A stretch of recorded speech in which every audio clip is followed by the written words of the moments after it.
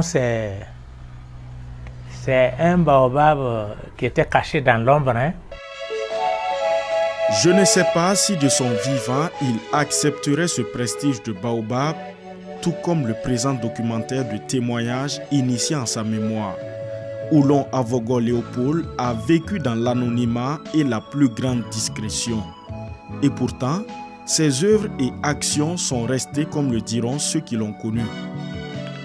L'homme était vraiment un travailleur. Je sais que, en tant qu'encadreur, je l'ai vu apprendre aux paysans de la localité comment atteler les bœufs et comment labourer avec la charrue.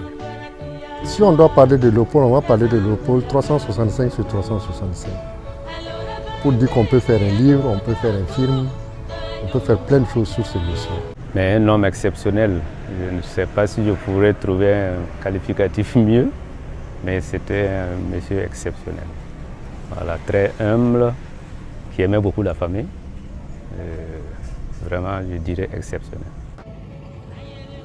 Modeste serviteur de l'État à la base, agent du ministère de l'Agriculture, initialement recruté dans les ORD, organismes régionaux de développement, Oulon Avogo Léopold était simplement un agent de développement. Je dis c'est l'un des pionniers qui ont boosté l'agriculture au niveau de l'irrigation, l'aménagement des bas-fonds, voilà, rizicoles. Donc effectivement c'est quelqu'un qui travaillait bon, vous savez que ceux qui sont agents techniques d'agriculture, vous vous levez tôt le matin à 5 h du matin, mais vous rentrez tard au niveau de 22 h parce qu'il faut faire l'animation et voir si les techniques agricoles ont été maîtrisées. À l'époque, il avait une Kamiko dotée par l'ORD, mais n'était pas en forme comme ça comme après. Mais malgré tout ça, il se déplaçait de village en village pour sensibiliser et encourager. Parce que comme il avait mis, il voulait amener les paysans à cultiver avec les bœufs, il les suivait de très près. Il exploitait un lopin de terre quelque part parce que dans le village, il n'y en avait pas, quelqu'un lui a passé. Mais vous savez que les paysans, ils valent devant les fonctionnaires. Il paraît qu'on lui a donné la terre la plus aride. Mais il s'y est donné corps et âme, il a enrichi le sol. Tellement il a exploité l'endroit que c'était devenu. Le propriétaire a voulu le champ maintenant. Je crois qu'il lui a même retiré ça par la suite. Vraiment, c'est ses qualités d'homme travailleur. Parce que ça, là, on te donne un sol aride et tu arrives à faire vivre ça et jusqu'à donner de bonnes récoltes. Vraiment, il faut à son activité. Il est vrai, c'était son métier d'être, mais ici est donné. Il a été un collaborateur entre-temps parce que quand il a cessé service, nous avons une association de développement et d'environnement. Et dans le cadre des programmes que nous avons voulu mettre en place, à savoir faire des jardins polyvalents pour aider les villages à avoir aussi des légumes que des pépinières de reboisement, nous avons sollicité ces compétences pour pouvoir nous aider à faire ce travail. Et c'est là où nous avons vraiment bien travaillé ensemble parce que son expérience et sa méthodologie d'organisation, de mobilisation de communautés nous a permis en tout cas de bien réussir ce travail où nous avons pu implanter 12 jardins polyvalents à travers la province. Et vraiment nous retenons de ce monsieur-là quelqu'un de très spécial, de très organisé et toujours très calme et qui est très pertinent dans sa façon de faire les choses. Et modo vraiment, en dehors aussi bien sur le plan social que professionnel, le vieux Oulon était vraiment un personnage que nous avons beaucoup apprécié. J'ai eu la chance de travailler à ses côtés quand il a pris sa retraite en tant qu'agent d'agriculteur.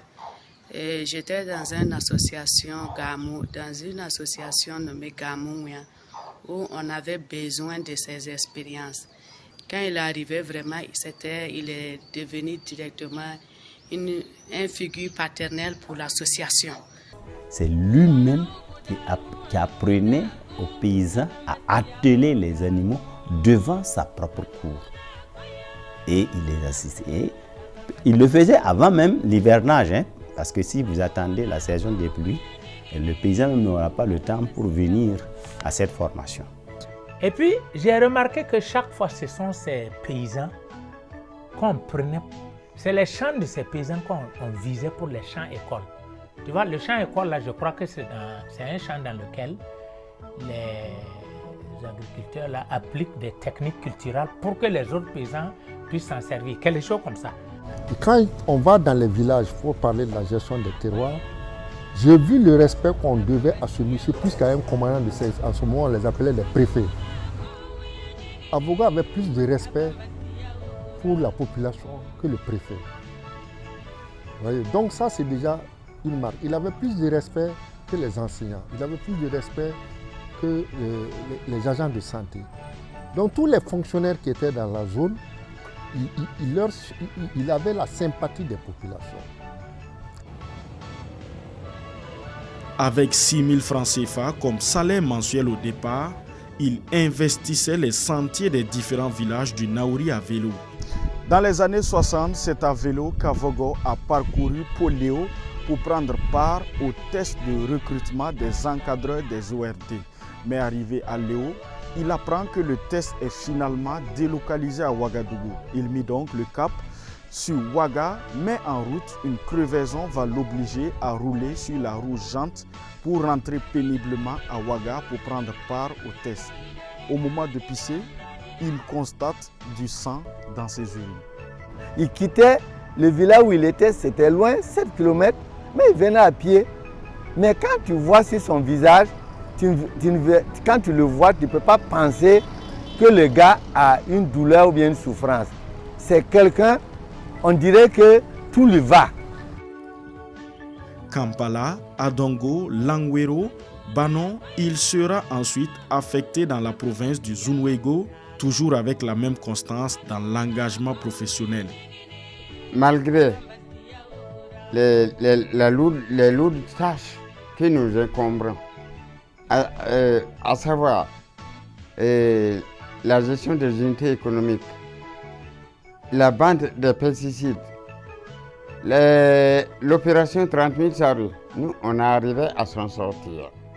Il donnait l'exemple en montrant aux paysans comment il faut pulvériser, etc. C'est lui-même qui prend la daba, voilà, il faut creuser jusqu'à tel trou, il faut faire ceci et cela. Donc il était suffisamment proche des parents, en tout cas de la population du village, et il était vraiment apprécié. Il n'était pas politique, mais voilà un monsieur qui s'est battu. Si la décoration devrait être faite par les populations, les producteurs, je crois que ce monsieur allait être décoré par les populations. Parce que si tu prends 100 personnes dans la zone de couverture où il a travaillé, sur 100 témoignages, mettons même le genre 50 femmes, 50 hommes, vous n'aurez pas un seul mot péjoratif sur ce monsieur-là. Même dans la vulgarisation, parce que comme c'était un encadreur, ils avaient aussi le rôle de vulgarisation. Et dans la vulgarisation des méthodes agricoles, que ce soit dans la formation, que ce soit dans la sensibilisation, certes, il n'avait pas un bon moré, mais quand il parle, vraiment on sent qu'il y avait intérêt dans ce qu'il disait. Et c'est ça qui était le plus important, avec des exemples assez précis, concis, et qui plaisaient bien aux gens, avec beaucoup plus de démonstrations également. Avec les fonctionnaires des différentes localités où il est affecté, c'était le grand frère auprès de qui tous convergeaient. Que l'ORD lui envoyait les intrants pour vendre. Et quand un paysan arrive, lui en tant que Kassena, qui a grandi dans le Kassena, il comprend Moré, mais son Moré n'était pas du tout parfait comme ça. Donc quand tu arrives, il te dit à l'avance, et ça ne caille, la Vilga. Et les paysans là l'ont surnommé Vilga. Donc quand il le rencontre, comme Naba Vilga, ou bien ils viennent te demander, mais nous, comme n'a pas vu les gars. Malgré tout, la misère là, il hébergeait déjà, personne ne se plaint de lui. Et il était content de sa personne. Quand tu le voyais, toujours le sourire aux lèvres, tu ne sauras jamais qu'il a des problèmes. Alors, monsieur Avogo, d'abord, il était à moins de 200 mètres du marché. Alors, tu vois que quand on dit Kobe-Naba, il est en même temps le Kobe-Naba de plusieurs localités. Tous ces gens-là qui venaient même chaque 3 jours de marché passaient d'abord le voir. Donc, tu vois déjà le monde que ça crée. Il recevait tout le monde sans distinction. Tout le monde avait accès à sa cour, ce qui n'était pas la même chose pour les autres fonctionnaires. Quand par exemple un paysan même dimanche vient, M. Avogo est disposé à le recevoir. Voilà, ça c'était vraiment la particularité de l'homme. Je peux vraiment confirmer que les relations étaient suffisamment bonnes avec nos parents, puisque même quand il est reparti chez lui à Pau, ma propre maman a quitté Bindé, pédalé son propre vélo, aller jusqu'à Pau pour rendre visite donc au Kobe-Naba et à sa famille. C'est pratiquement près d'une centaine de kilomètres. Pour un conseiller, ça en était un. Avec ses collègues commis de l'État, il était véridique. Il m'a dit voilà, que le totem de Mossi, il rit d'abord. Il me dit, petit frère, Haya, moi je ne vais pas te flatter, hein. Le totem de Mossi, là, les voilà assis. Les voilà assis. Faut pas avoir affaire à leurs femmes. Hein. On rit, on s'éclate. Et il me dit, mais c'est le CED qu'on m'a confié, non? Mais est-ce que dans ma classe, là, je n'ai pas de filles promises? Je dis, oui, c'est vrai. J'ai des filles, elles sont toutes petites comme ça, mais quand vous voulez parler, les enfants qui sont avec eux savent qu'on l'a promise, non?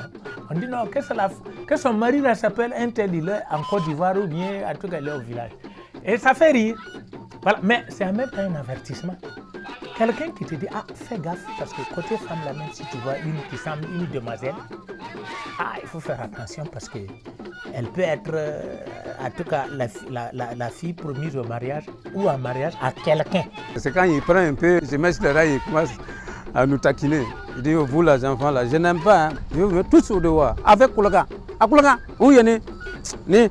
Si tu t'as mis, ne banda moyo, ne banda mais bien, ah, tout te tue, à Koulaga. Ni bon boyo. La vie aussi, moi, ah, pourquoi? Ne bon comme la vieille, elle est de Nankana, puis elle bon. Comme c'est ma grand-mère aussi, moi je m'en fous. Donc ce sont des gars, moi je m'ai mis avec et puis bon, souvent je les imite. Voilà, mais je maîtrise la vieille plus que le vieux. Voilà. D'autres le prenaient pour méchant à cause de sa rigueur. Alors la rigueur n'est pas une méchanceté. Vraiment, il était rigoureux envers même ses enfants, ses petits frères. Ce qu'il ne conçoit pas, il te dit franchement. Ça ne veut pas dire que c'est une méchanceté. Donc, en tout cas, sa rigueur était claire, mais il était en même temps simple. Grand fumeur devant l'Éternel, Avogo faisait la sourde oreille quand ses enfants ou ses médecins lui déconseillaient la cigarette. Il a fumé toute sa vie et nous on vient lui dire que c'est pas bon, il en a besoin, et lui ça ne lui cause pas de problème. Il n'arrivait pas à voir la répercussion sur sa santé. Et souvent on passe des heures, on arrive à le convaincre, il prend tous les engagements possibles. Et dès qu'on disparaît, le monsieur est reparti à sa cigarette. Hein. Et puis il dit qu'il faut laisser ses enfants là, il ne connaissait rien. Il a fait ça même mettre ses enfants au monde, c'est pas maintenant on va venir lui dire certaines choses. Modeste et discret, il se gênait surtout de déranger et se plaisait à aider. Donné sans compter, il déplaisait à sa famille pour plaire au premier étranger. Il ne fait pas une différence qu'un tel et un tel sont d'une même famille, d'un même père, non. Pour lui, l'essentiel est que vous venez du même village. S'il a ce qu'il a, c'est pour tout le monde. Que le vieux, lorsqu'il arrive, quelque chose qu'il a, il partage avec les plus pauvres que lui. S'il y a un besoin de conseiller, s'il y a un besoin particulier, il ne cesse de le faire, malgré que souvent les moyens font défaut. Il arrive qu'il soit coincé, mais il fait de son mieux, même s'il va s'embêter, pour faire plaisir à quelqu'un. C'est ça aussi, ses qualités. Tous les jeunes qui sont venus du village, en dehors de la commune de Pau, sont tous passés par là-bas. Donc on a tous grandi là-bas, on a fait beaucoup de choses, on a pris beaucoup de choses avec lui. Je vois où se trouve toujours sa maison où il dormait à Pau. Quand je viens à Pau, je vais là-bas le voir. Je me rappelle que quand il me voyait, il aimait préparer du riz gras. Donc quand je vais, il dit, ah tu es venu faire quoi? Je dis, bon, je suis venu faire ceci, cela. Tu vas dormir? Je dis, oui, je vais dormir. Bon, il préparait le riz gras, on mange et puis on cause. On n'était pas du même âge, mais il arrivait à m'adopter vu mon jeune âge. Et ça m'a beaucoup marqué. Avogo n'a pas connu l'abondance. La nature ne l'a pas abîmé, mais la grâce lui a pas manqué non plus.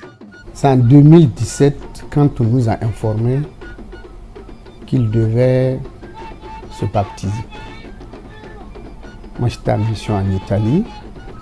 Quand je suis rentré, je pense que c'est le deuxième jour de mon arrivée que je me suis déplacé avec ma famille pour aller assister à son baptême et en même temps à son mariage religieux avec son épouse. C'était vraiment des moments de joie et c'était très fort. Très fort. Donc cela vraiment nous marque à jamais. Derrière Avogo, il y avait aussi sa femme, que les gens ne voyaient pas beaucoup. Une femme très intrépide et qui était très courageuse, une battante. Je la voyais, elle faisait non seulement de l'alphabétisation, mais elle faisait un peu de petit commerce et tout. Elle était plus engagée socialement que son mari, mais son mari était plus réservé et qui était très sage. Donc cette complémentarité-là, ils l'ont eu dans ce couple. Et ça a beaucoup aidé à l'épanouissement des enfants, certainement. Dans nos travaux, j'ai remarqué qu'il y avait une heure comme vers les 10h, 10h30. Il me disait, ma fille, je dois aller au marché. Je dis, ah, tu vas aller au marché, pourquoi papa? Il dit que non, que c'est pour aller chercher la viande pour sa femme. Parce que sa femme ne mangeait pas la viande, comment expliquer? Et elle avait une partie de la viande qu'il aimait, que c'est la partie de la cuisse qu'elle aimait beaucoup. Donc, il fallait qu'il parte tôt pour pouvoir avoir ça. Donc c'est resté dans ma tête. Quand on travaillait ensemble, je disais, ah, papa, aujourd'hui, il est presque 10h30, si on ne part pas, on ne va pas voir notre morceau.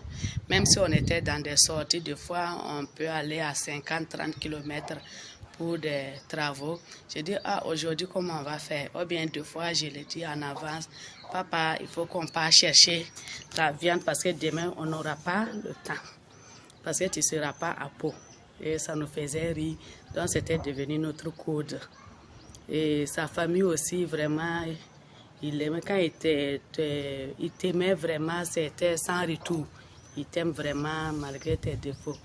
Et il y avait une de ses filles vraiment qu'il portait au cœur aussi, sa fille Cathy. Chaque fois qu'on était ensemble, qu'on discutait de la famille, des enfants, il aimait parler d'elle aussi. Et il y a quelque chose aussi qui m'est arrivé lors de son décès, c'est quand on m'a annoncé son décès, parce que c'était un jeudi qu'on m'a annoncé. Alors le mercredi, je l'ai vu. Je l'ai vu au marché vers les 10h30 là aussi. J'étais à la parking et de loin je l'ai vu. J'ai dit, ah, arrivé, je vais saluer tonton. Quand je suis arrivé seulement, je suis passé sans me rendre compte. Je disais, je vais saluer mon tonton, mais je suis passé sans me rendre compte. Donc comme ça, j'ai fait comment? Et sur le lendemain, on m'appelle vers quelle heure je me retiens pas que tonton est décédé. J'ai dit non, c'est faux, parce que moi je l'ai vu au marché, il était bien portant. Mais ça m'a marqué, même le jour de son enterrement arrivé, j'ai demandé à tante, j'ai dit, ah, tonton sortait toujours, non, parce que je l'ai vu au marché et aujourd'hui vous m'annoncez son décès. Que non, que ça fait 2 ou 3 mois que tonton ne sortait pas. Donc c'est resté comme un mystère pour moi. Il laisse un vide, mais il laisse derrière lui une veuve qui s'assume. une veuve qui tient vraiment la famille. Lorsque vous arrivez, ce qui vous tique à l'entrée de la cour, c'est la tombe du vieux. Mais le reste, le quotidien, on sent que maman est là. Voilà. Et on se dit, bon, peut-être que le vieux est sorti, il va revenir. Bon, à mon pône, il y a mon ouais, c'est pas d'un kiné, il dernier, on a donc oublié. On est tout un mabou, au terrain, à au début, mais au terrain, on n'est pas encore oublié. Bon, on est un peu ricky. On est au don pône, on est là. Ah, on a pas de na sandane. Bon, kolana. Ouais, n'a pas de maman. Bon, j'ai autour de adable ça qui m'a semblé. Autour de on a des nions, au bord de nos c'est on a des nions. On a ouais à Okanova. On va y en poune. D'où am da à droite. D'où ben vieux tout. Kuni yane. Am chika no kweka buga. Dini sana ideni ni ajaba kibeli diban tuotun diban wujja ba peri ban di kibel de zan o sane de zan am ko kibel ni po butie karawa am ya butiete am butie karawa am kika buga.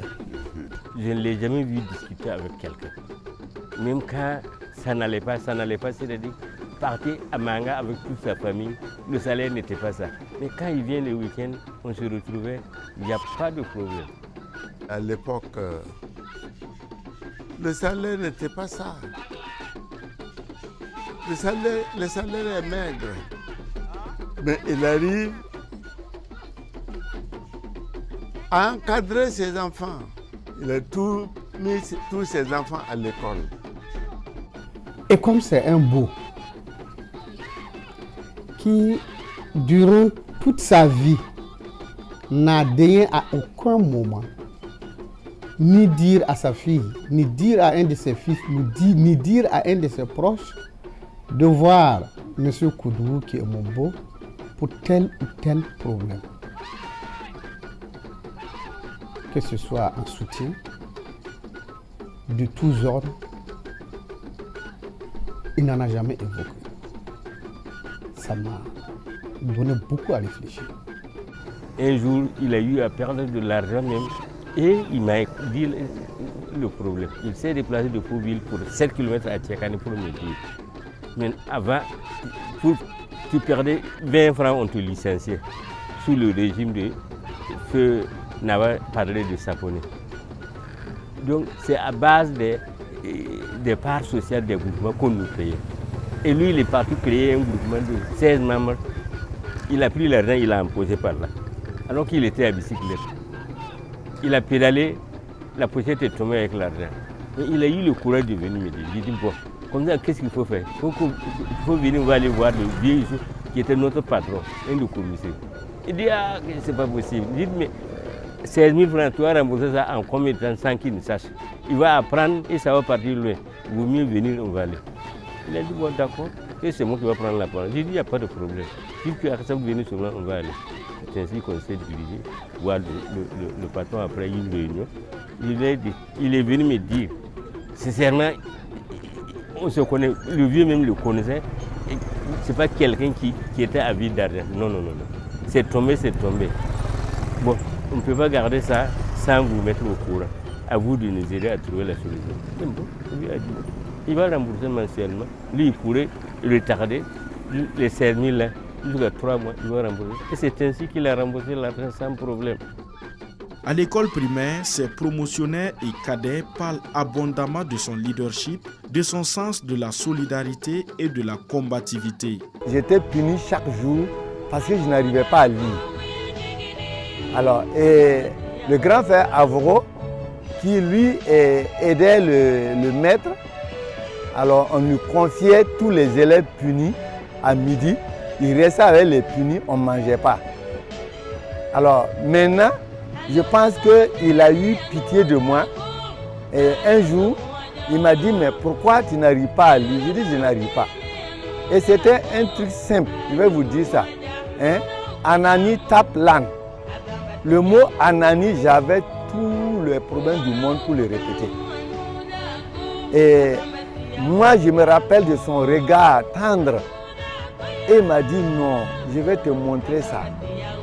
Il m'a fait répéter d'abord lettre par lettre. Ensuite, syllabe par syllabe. Et maintenant, il les a associés. Avec la répétition, j'ai pu lire tout mon texte et j'ai pu sortir, aller manger. Et c'était la dernière fois que j'étais puni. Puisque il était quand même mu par une grandeur d'esprit, j'allais dire une sagesse. Quand vous êtes auprès de lui, vous échangez, vous avez toujours quelque chose à puiser de lui. Voilà. Donc il donnait effectivement des conseils. Il n'aimait pas là où il y a le chaud. Non, non, non, non. Il aimait toujours avoir un tempérament apaisé et des façons de voir les choses souplement. Il était très affable, très affable. Et à mon avis, très serviable aussi, parce que partout où il est passé, il a été très serviable, aussi bien dans même un pays aussi, même Bindé, là où il était là-bas. Je dis qu'il était prêt à tout abandonner, toute activité cessante pour s'occuper des autres, quel que soit le problème. Lui, son souci, c'est toujours rapprocher les positions et aplanir les différends, les difficultés, donc dans l'enthousiasme et l'harmonie. Il a un cœur large, parce que même ce qu'il a fait pour moi montre qu'il avait de la compassion. Il n'avait rien à perdre, mais il avait de la compassion. Comme des enfants de leur époque, les fins de cours qui offraient des arènes de lutte et de bagarre entre enfants de Boli et de Guiaro étaient bien singulières. Les enfants de Guiaro surtout, tous les soirs c'était la bagarre. Il ne faut pas oublier ça. Et le grand frère nous disait, aucun ne doit courir.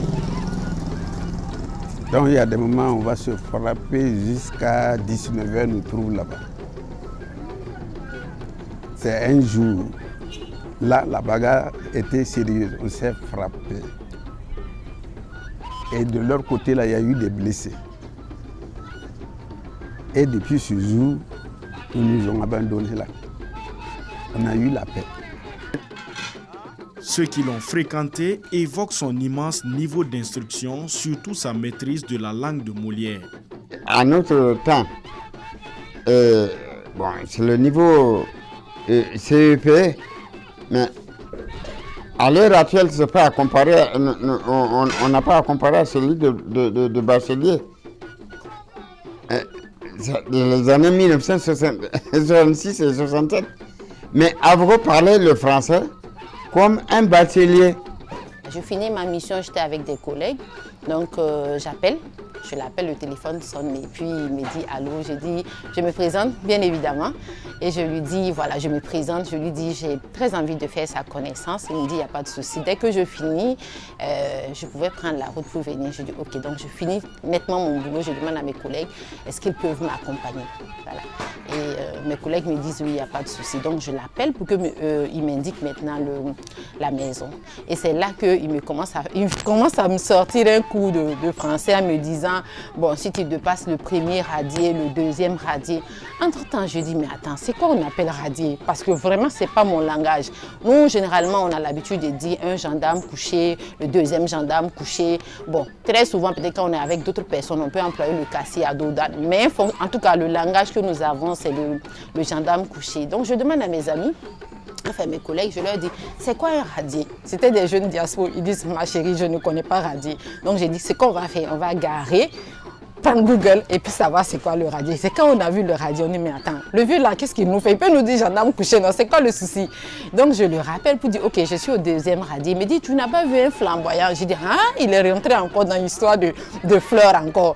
Alors qu'au Burkina, tout le monde sait que bon, c'est pas aussi courant qu'on puisse nommer quand même les arbres et tout. On a toujours l'habitude de dire qu'il faut passer par un 6 mètres, il faut passer par l'autre 6 mètres et autres, voilà. Qu'il a de ces mots, nous-mêmes qui sommes de l'enseignement là, souvent nous nous demandions c'est où il va puiser les mots et quand nous prenons le mot, moi j'étais toujours attaché à ça, hein. Je retiens le mot, nous n'avions pas de portable en son temps. Mais tu t'imagines 1983-84, bon, on n'avait pas de portable. Voilà, mais je me retire derrière là pour écrire le mot là, pour le répéter et ne pas oublier. Parce que souvent je n'ai pas de bic sur moi. Quand je vais fouiller le mot dans le dictionnaire Larousse, je sème à tout vent, je me rends compte que le monsieur n'emploie pas le mot là comme ça, hein, dans le contexte où il l'a donné là. C'était comme ça. J'ai envie de dire que si le gars l'a continué, bon, c'est pas évident que... Son domicile était un laboratoire de formation pour ses neveux et frères. Plusieurs d'entre eux y sont passés. Mon séjour là-bas était vraiment comme chez moi. En tout cas, je ne me suis pas senti comme à l'étranger, non. Je me suis senti comme chez moi. Parce que tonton était sans façon. Durant mes 3 ans chez lui, en tout cas, même pas une seule fois, il a élevé la voix chez moi. Grâce à lui, je suis ce que je suis. Il est vraiment... Il a été un guide spirituel, si je peux me permettre le terme. Parce qu'il a été tout pour moi. Grâce à lui, j'ai pleinement réussi à l'école, jusqu'à ce que je gagne du métier. J'étais chez mon grand frère, Oulon, à Vogo, depuis les années 70 jusqu'à mon secondaire. Ça s'est très bien passé parce que c'est quelqu'un qui était très ouvert, très accueillant. Tout le village, tous ceux qui viennent du village à une 50aine de kilomètres de Pau, ils logeaient. J'ai fait 5 années du CP1 au CM1 chez lui. Et très sincèrement, c'était quelqu'un qui était à nos côtés puisque il fallait que Feu Oulon à Vogo se lève chaque fois à 4h, 4h30 pour chauffer l'eau, pour permettre à mes grands frères, Ouézin lui Oulon plutôt, Idogo T. Maurice, Oulon Démarque et Oulon Nitin, à ce qu'eux ils quittent Bindé à 4h30, maxi 5h du matin pour rejoindre le lycée de Manga qui était à une distance de 12 km. Le matin, il est le premier à se réveiller, chauffer l'eau pour que nous on se lave avant d'aller à l'école, chauffer l'eau pour le lait qu'on doit prendre pour aller à l'école. Vraiment quelqu'un de sa façon. Je dirais qu'il vivait pour servir les gens. En tout cas, il m'a laissé vraiment de très bonnes impressions. Quand j'avais environ 7 ou 8 ans, dans les années 2002-2003 je crois, papy passait nous chercher à la maison, mon grand frère et moi, et nous amenons au café de la cité, en son temps un restaurant très chic du secteur 6 de Pau. Alors on nous offrait des boissons, du café au lait, et des sandwichs. Et jeune garçon à son temps, et n'étant pas habitué à ces genres de sorties, forcer ça marque l'esprit. Donc c'est des moments que je retiens vraiment, que je peux jamais oublier. Nous, en tant que petits, en tant que lycéens, voilà, le fait qu'on se sente à l'aise, il n'y avait pas de crainte. D'habitude, avec certains tontons, quand ils sont là, nous, on se met de côté ou on se lève. Voilà, quand on est là, peut-être avec les tantis ou les mamans, voilà, quand ils arrivent, nous, on se lève parce que bon, on n'est plus, comment je vais dire ça, on n'est plus dans cette sérénité, voilà, on n'est pas dans le confort de pouvoir discuter, alors qu'avec lui, il n'y avait pas cet obstacle-là, ou du moins cet écran-là entre nous. On était comme des camarades, on jouait au Ludo ensemble, on écoutait mes aventures de Jean-Michel Kanka ensemble. Et moi, jusqu'à présent, il y a un aspect parce que appris quelque chose que je n'oublierai pas et que je vais essayer aussi de transmettre par la suite. Et du reste, on le fait déjà. C'est sur l'histoire de notre village, Boli. C'est grâce à lui que moi j'ai appris. On peut discuter de la pertinence ou de l'authenticité de l'histoire, mais c'est grâce à lui que voilà, moi je sais comment Boli a été fondé, qui sont les fondateurs du village, voilà, quels sont les liens entre les différentes grandes familles. Moi j'ai appris ça grâce à lui. Remarquable ambiance de partage avec les 6 enfants de Avogo. Le peu qu'il y avait, c'était pour tous. Il partage. Et il ne fait pas une différence qu'un tel et un tel sont d'une même famille, d'un même père, non. Pour lui, l'essentiel est que vous venez du même village. S'il a ce qu'il a, c'est pour tout le monde. Et si vous êtes dans la cour, vous pouvez faire la différence entre lui, ses propres fils, et nous qui sommes ses cousins. Tout le monde, nous, on mange dans le même plat. Pas de distinction. Et il nous a appris beaucoup de choses ici. En fait, tout est, il nous dit que ce n'est pas l'école seulement qui peut faire réussir l'homme. On faisait l'agriculture, on faisait l'élevage, dès que le jardinage, on faisait tout. Fin philosophe, Avogo Léopold Oulon a su s'adapter aux épreuves de la vie et jamais il ne prend mal ses épreuves. C'était la sagesse incarnée. Il était toujours là pour nous, dans les bons et dans les mauvais moments. Prêt à nous donner des conseils et à nous accompagner pour régler nos problèmes. C'était vraiment un homme intègre. Il avait un franc-parler que j'admirais. Et il savait parler aux gens, il savait placer le bon mot au bon moment et à la bonne place. Voilà, c'est tout à vous comme ça. Quand je vais, la première des choses, c'est ma fille. Bon, et il me donne la place, il s'approche de moi. Bon, on essaie de causer.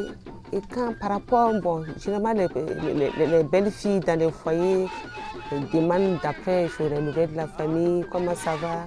Et quand j'essaie d'évoquer quelques soucis, bon, il m'a toujours apporté des réponses qui sont en tout cas très profitables. Quand j'étais allé lui rendre visite, on a causé un peu de la vie. Et il m'a fait comprendre que si je voulais vivre heureux et libre, de me marier avec une seule femme et de me contenter d'une seule femme.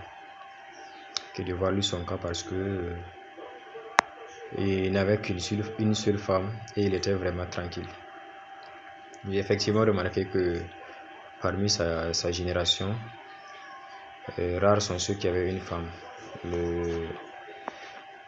La plupart avaient au moins 2 ou 3 femmes. Donc je me suis dit que si papy me conseille de me marier avec une seule femme, c'est qu'il avait vraiment ses raisons et qu'il faut respecter. Quand il y a des problèmes comme ça, bon, il est calme, en tout cas il ne parle pas. Mais bon, une fois que, en tout cas, il prend sa bière, il vient et puis il s'assoit, il dit ce qui ne l'a pas plu. Et aussi, il te dit la vérité, quoi. Mais il a toujours dit la vérité à tout le monde. Tonton, il avait un calme légendaire que j'admirais. Ce calme-là, il était calme, une douceur pas possible. Et en plus, il avait un petit sourire que j'aimais bien. Ce petit sourire me rendait dingue de lui, franchement. Si bien qu'à certains moments, quand je m'assois, je le revois. Et je vois ce sourire sur son visage, je me mets à rire seul. Les gens pensent que je suis folle. Alors que non, même dans mes moments de détresse, quand je pense à lui, je suis soulagée. Bon, comme il aime le dire, bon, ça là, il faut que, bon, c'est comme ça, il annonçait en tout cas sa façon de poser ses questions ou de poser des inquiétudes sur certaines choses. Il y a des problèmes, c'est lui, il faut voir. Et il fait comme il peut faire aussi pour les résoudre. Son calme et ses pertinentes questions réorganisation des choses était vraiment quelque chose de très spécial que nous avons remarqué.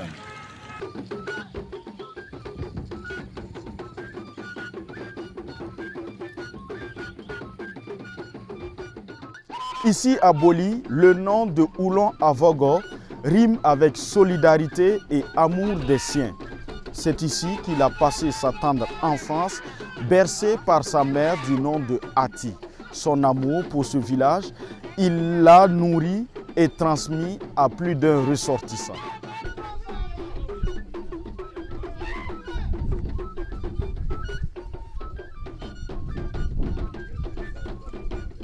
Avuya ya mbra.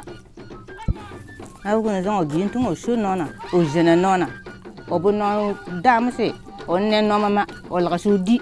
Zen ko kun na, we na no bowu, su ko ya ru ku no ya ndiri ku. Voilà, oye voilà bu.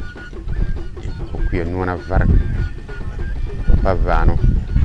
Nona ba jena bante. O dare ni yere no var o bo bre, yere be na var o bo bre.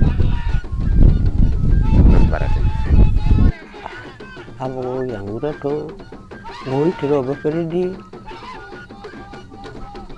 Kugore de besar kue weni jong tu, bana go gawat taram. Abo go kue perbendi. Nuna ura, nama ngaperdi. Zende bangsa kuwa. Oke lah yang paham. Anu mata aku lah yang ke apa apa. Kalau aku pera bantu untuk mama orang balabu, orang pera baran ni yang inte, mama orang dah anda bara. Saya ya bu ambarmu, omni diamu, o jaba.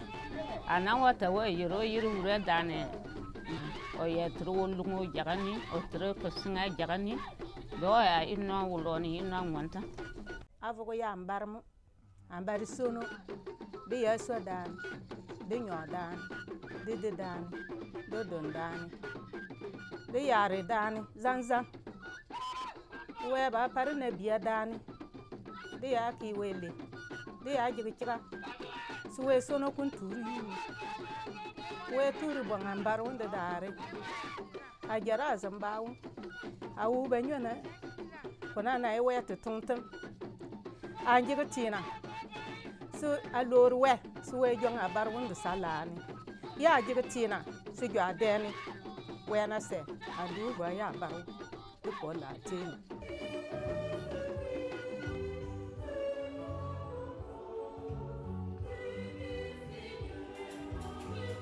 Le 18 novembre 2023, la veuve et ses enfants, Blandine, Jean, Catherine, Denise et Louis Oulon, les frères, nièces, neveux et petits-fils de Léopold, ont demandé une messe pour le repos de l'âme de leur très cher Avogo Léopold, église Fatima de Pau.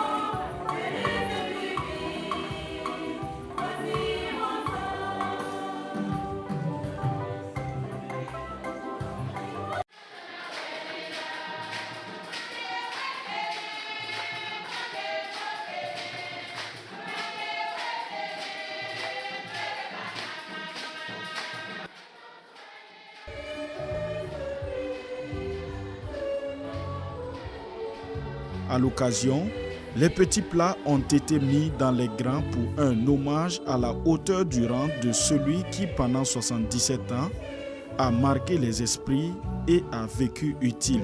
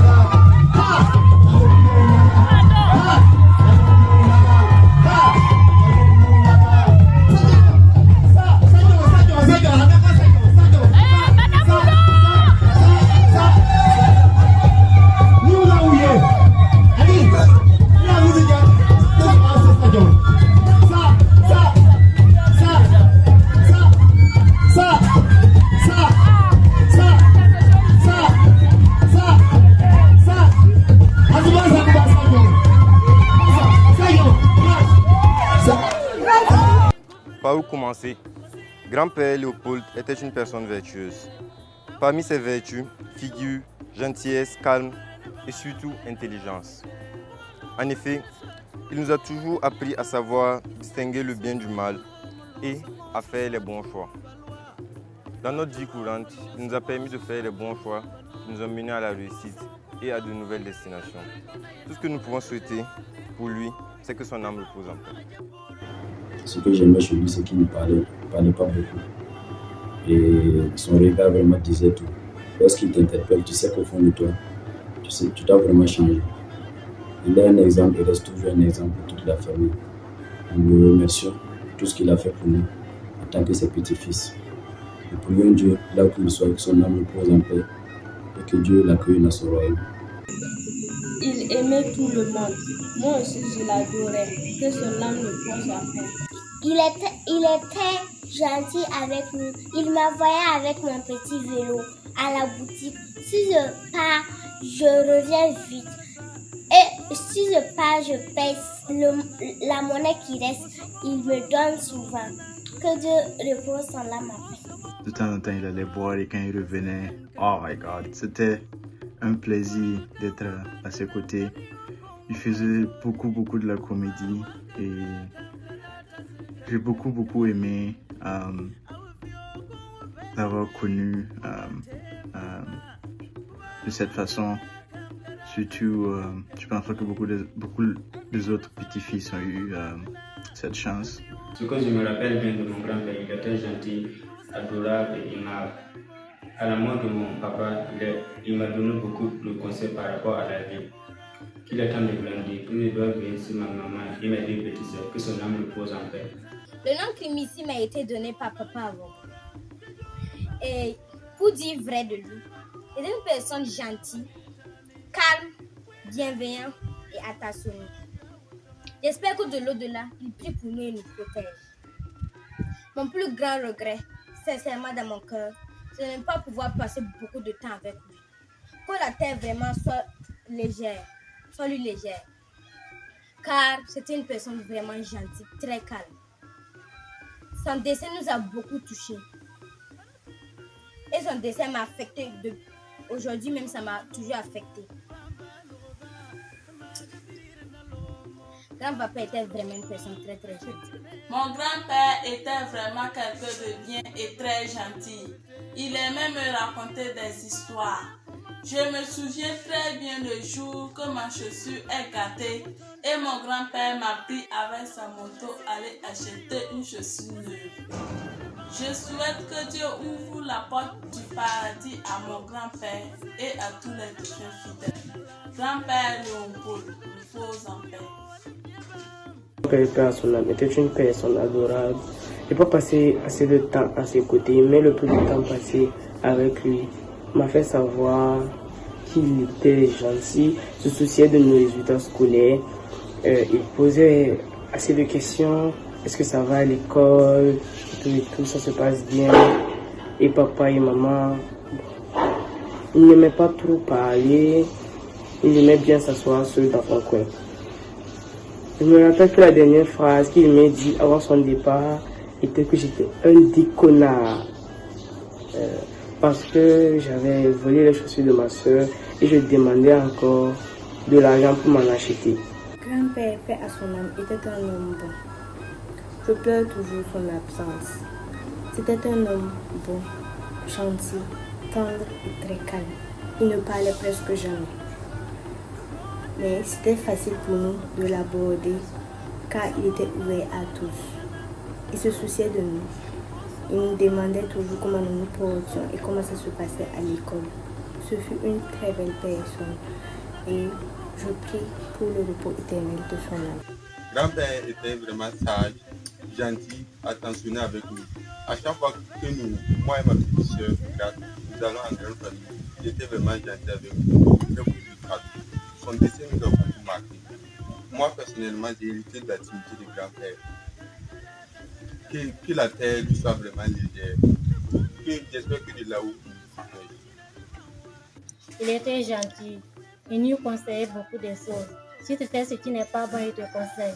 Mais il nous a beaucoup manqué. Je prie Dieu que la terre soit légère pour lui. Et là où il est, et puis Dieu que nous aussi on réussit dans notre vie. J'ai toujours eu de très bonnes relations avec grand-père. Depuis du vécu qu'on a partagé, je pense que je l'ai considéré d'une manière ou d'une autre comme un modèle parce que j'ai toujours apprécié sa manière d'être calme dans toute situation possible.